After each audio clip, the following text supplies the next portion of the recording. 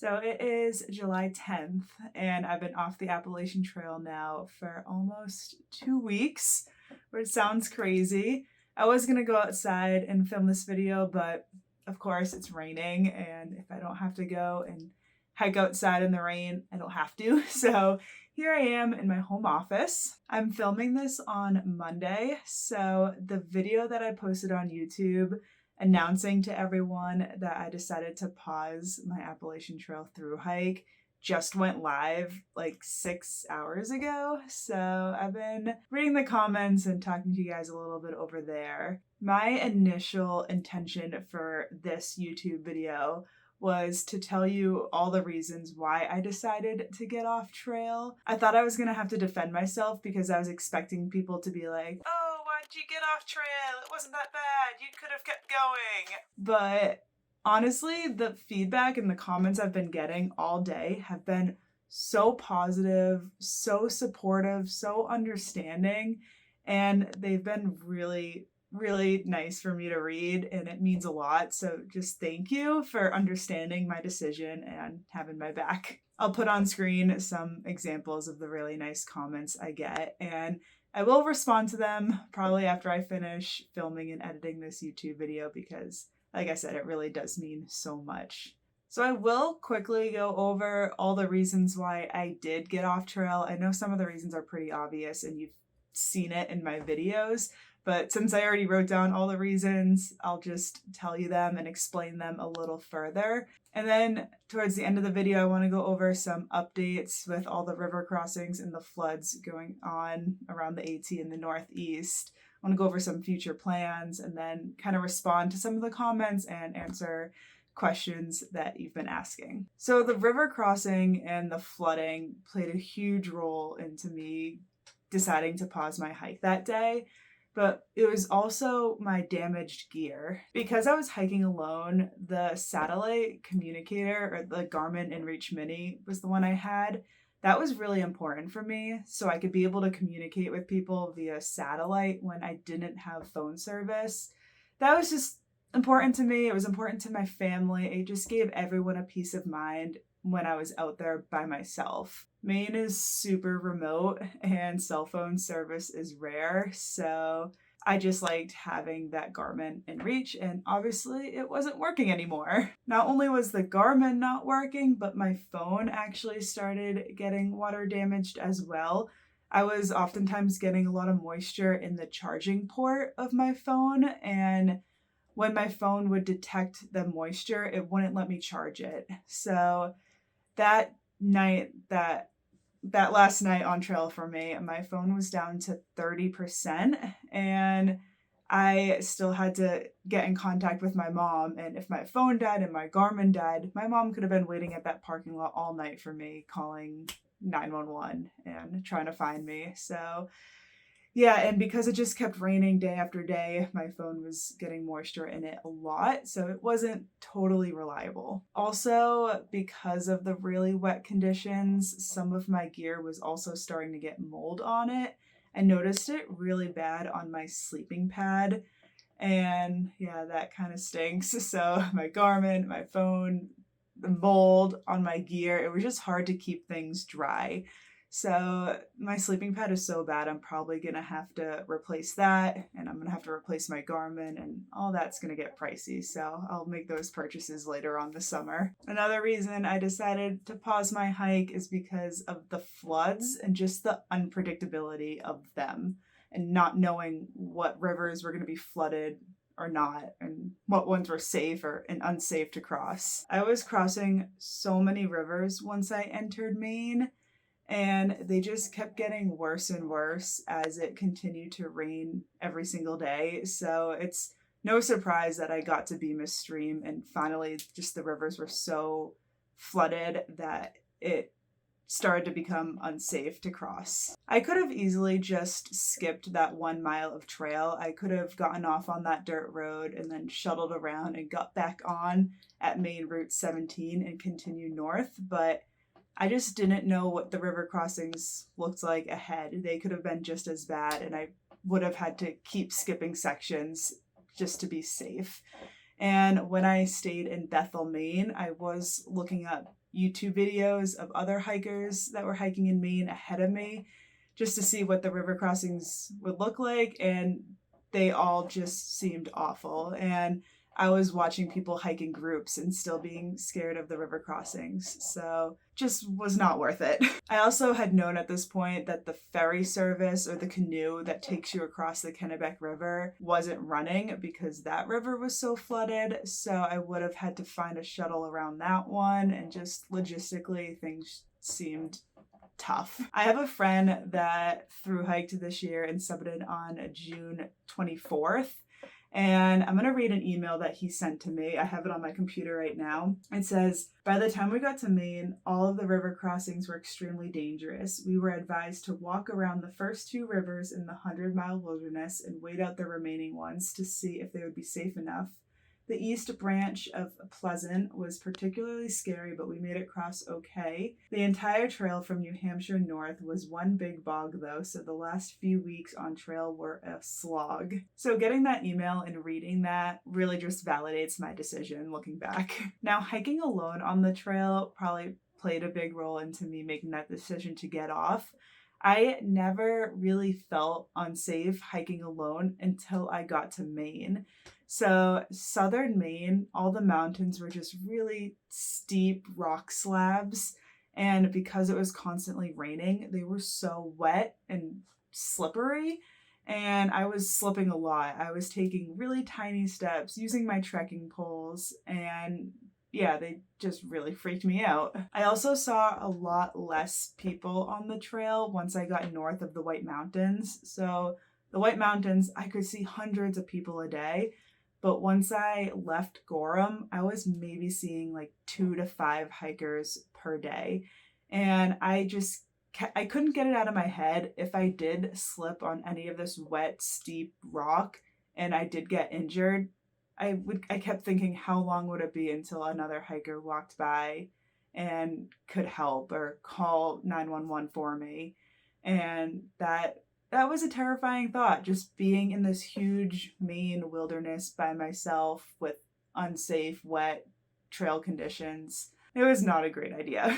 I also think maybe being with a hiking partner or being part of a group could have helped in some of the river crossings, because you could have like multiple brains trying to figure out the safest way to go across and kind of bounce ideas off of each other. With me just doing it by myself, I only had one point of view on how to cross that river, and who knows, I might not have made the best decision if it was just me. So yeah, I really enjoyed hiking by myself the whole Appalachian Trail until I got to Maine. The last big reason why I made the decision to get off trail is because of my timeline. It would have been possible to continue on trail if I had done shorter miles, if I took some zeros and waited out some of the weather, but that just wasn't really possible for me. I had always planned to finish the Appalachian Trail the first week of July, because if you don't know, I own a gift shop in a summer resort town. So obviously the summer season is the busiest for me, and it's really important for me to be at work during the busy season because that's my income, that's my full-time job, that's what I do. So I didn't really want to just sit and wait for the trail to get better when I could be home at work. And my gift shop, Nahamsha Gifts, is such a passion of mine. I didn't want to neglect it. Also, I had concert tickets for July 8th in Boston, and I would have had to be off trail that weekend anyways because I got to see my favorite artist. So it was such an easy decision for me once I got off trail to realize that I wanted to get back on and do the last 235 miles in September. And I picked September for a lot of reasons. So the first one is that I think the weather will be nice fall New England weather. It might be a little cold, but I don't think it'll be too hot and humid, or it's not going to be snowing. I think it's going to be a good in between. Also, I don't think there's going to be as many bugs, because bugs was obviously something that was driving me crazy. When the rivers weren't driving me crazy, the bugs were. So I don't think September is a big month for bugs in Maine. Obviously, I don't think the rivers will be as flooded anymore, and work is not going to be as busy in September. Once the kids go back to school and people stop taking family vacations, work kind of dies down a little bit. Also, I think I've actually convinced some people to come and join me for the last little section of trail. So that'll be fun hiking with some friends, and I will definitely still do the daily vlogs. So now I have a couple updates. The first, I have an update on Bemis Stream. This is all information I found out after the fact. So I ended up messaging a self-bounder that I knew was close by on trail, and she said she crossed Bemis Stream 3 days before I got there, and it was dry, which just blows my mind. She sent a picture of her friend eating lunch in the middle of the river on the rocks, and there was like no water in the picture. That just shows how quick the flash floods can happen. And then I also went into Far Out and I looked at the comments under Bemis Stream to see if any hikers after me had any issues crossing. The only comment I saw was 4 days after I attempted to cross it, and they said the water was only shin deep. So it fluctuates so fast out there, apparently. And if you saw my video, I mentioned that I took one step into the river and my feet didn't even touch the ground. So like the water was over my head, and then 4 days later it was shin deep, which, whoa. I also got a text from the ATC today, July 10th, saying that Vermont is in a state of emergency because of the flash floods, and there's still flood warnings in every state on the AT from New York to Maine. So this issue hasn't really gone away in the last couple weeks. Now the last part of the video, I want to go through some of the comments that I saw today, answer some questions, and clear things up a little bit. I have them on my computer screen right here. This one's going to go first because it's a big question. It says, does our all-time favorite hiker and YouTuber have the patience to wait until September? My guess, no. So I actually do have the patience. I've been home for a couple weeks. I have not had any urge to hike or work out, and I've been really enjoying not doing anything but YouTube and work and hanging out with friends. But I do think when it gets to September, I will be excited to get back out on trail and make the daily vlogs again. Also, I just want to say thank you, Lee, because you comment on every single video and I love reading them, so keep it going. So this comment is about Justin, who was the dispatcher from Garmin who called me when he received my SOS call. And it says, Justin should have said, I am from Garmin. Are you in trouble? Or Garmin here. Do you need a rescue? The thing is, when Justin called, I didn't really hear much because it was raining so hard. All I heard was, this is Justin from, and then I didn't hear anything after that. He probably would have said Garmin. And then I said, I'm sorry, I can't hear you. It's raining. And he just repeated that. He's like, oh, you can't hear me? And then I hung up. So he probably did say something along the lines like he's from Garmin or do you need rescue? I just couldn't hear or just chose not to hear. I think I cut him off when in the middle of him talking because I didn't really feel like being on the phone and I didn't know who was calling. But yeah, I just wanted to clear that up because Justin didn't do anything wrong. He was a saint on the phone. This one's not really related to whatever happened my last day on trail, but I'll answer it real quick. It says, do you see other people my age doing the AT? I'm 48. And yes, that is such a common age for people to hike. Late 40s, 50s, 60s. Anyone who's retired and has time, that is like the main demographic of hikers. There's also a huge group of people who are fresh out of high school or college that do it. So if you're 48 and you're doing the AT, you're in the majority, so no need to worry there. I'm going to address this comment because at the time of me reading it right now, it has 62 likes, so I feel like a lot of people probably agree. It says, if Garmin failed in rain, they should replace it free. And I just want to clear it up because I've had my Garmin InReach Mini since, I think, 2019. And on my Thru-Hike in 2021, it actually got really damaged. I had accidentally spilt a whole bottle of deep bug spray on my Garmin InReach and it broke. So it wouldn't even power on. And so I ditched it halfway through my Thru-Hike in 2021. And so when I was packing for my Thru-Hike this year, I saw my Garmin inReach. I was like, oh, well, this is kind of broken. I probably won't take it. And I tried charging it and turning it on, and it turned on. And I was like super surprised. I was like, oh, okay, I guess it works. I'll take it on my Thru-Hike. So I'm not surprised that it didn't last the whole hike, but I am surprised that it initiated an SOS. I thought maybe it just wouldn't turn on. Had no idea it would just call emergency services itself. So I don't expect Garmin to replace it because it's my fault that I spilt an entire bottle of DEET on it. And also I've read some comments saying that they're not fully waterproof. Maybe next time I'll keep my Garmin in a more waterproof bag and not hanging on my backpack the entire time. I thought it would be fine hanging on the backpack because that seems like what everyone does, but I guess it can get to a point where it does get too wet. This comment is exactly what was going through my mind most of the day. And it says, oh my gosh, imagine if you had subsequently had an emergency after telling Garmin to ignore all your alerts. And that is so true. If you don't know, I told Garmin over the phone to ignore all my calls for the rest of the day because I thought it was going to keep glitching out.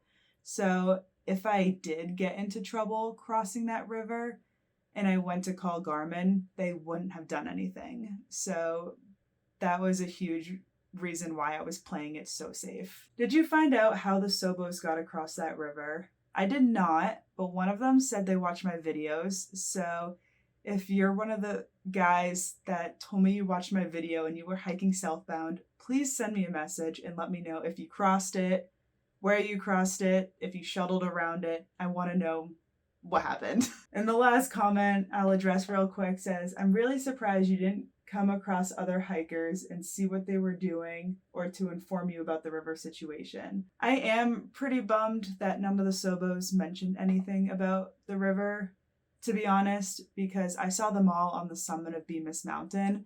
And if I had known that I couldn't cross that river, I would have used my service up on the mountain to call my mom and tell her to pick me up at that dirt road before the river, and this all could have been avoided. But that didn't happen. I can't change the past. But the reason why I didn't see anyone at the river is because this all happened at 8 o'clock at night, or like a little before 8 o'clock at night. And 8 o'clock is really considered hiker midnight, so a lot of people would probably already be at camp and done hiking for the day at that time. I'm just the one that likes to hike until the night, so that's why I probably didn't see anyone trying to cross that river the same time as me. And also, like I said, I was really only seeing 2 to 5 people a day on the trail once I got to Maine. The last thing I want to talk about is the future of my YouTube channel. I am still going to be putting out YouTube videos. They're just not going to be every day. It's probably going to be more like once a week from now on until I get back to the AT in September, and I will continue the daily vlogs then. I do want to do some hiking trips and backpacking trips in New Hampshire this summer and fall, so I'll film those and turn them into videos for you guys to watch. I also have a whole list of video ideas that I came up with while I was hiking the trail that are like post Appalachian Trail videos, so like reviewing gear and all that stuff.